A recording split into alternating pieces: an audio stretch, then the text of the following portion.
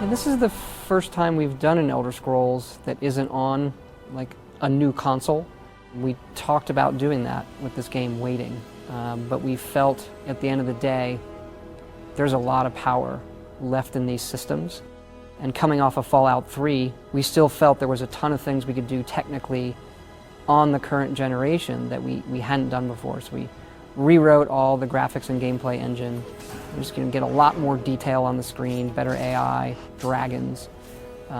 So it is nice being able to work on a system that you know really well now, that you've worked with for the last 5 years. It makes a difference in the quality of the content that you're making.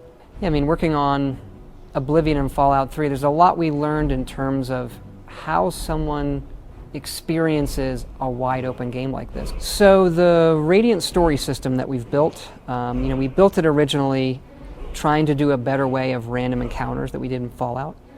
So we then built the system and decided every activity in the game should run through it because it was really powerful, every quest. We wrote a lot of quests that were frankly very generic. They came across generic. They didn't tell good stories. Well, let's not do that. So we're back to writing quests that have a lot of handcrafted stories, but then we can have elements within those quests be dynamic, whether they want to make locations dynamic based on what the player's done or certain characters.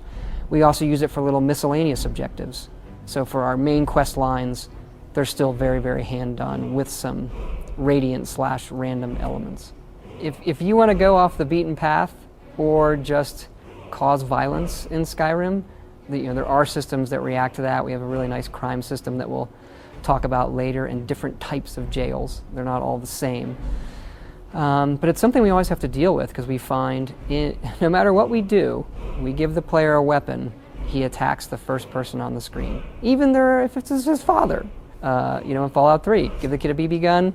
There's a lot of dialogue we recorded for shooting your father because everybody does it.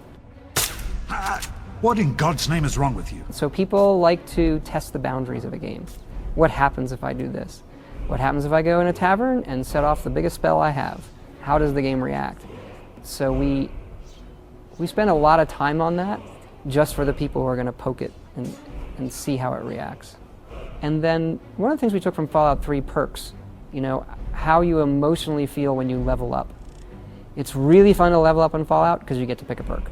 And they have flavor, and you get to do new things with them. So even though we had skill perks in Oblivion, we only had a few, you got them automatically. We've really expanded that this time. So when you level up, you get these really visually cool and deep perk trees that you get to pick from that let you do new things. And we're making the leveling go faster as well. The only choice you really make when you start is what you look like. So that comes with a racial decision. We have the 10 races from Elder Scrolls. So an orc comes with different powers than a wood elf versus a Nord. And there are changes we've made to the skill system and the attributes. Looking back at Oblivion, certain skills like athletics for running, or like everybody's going to run. It's a repetitive thing. There's not a lot of gameplay decision in that skill, so that got axed.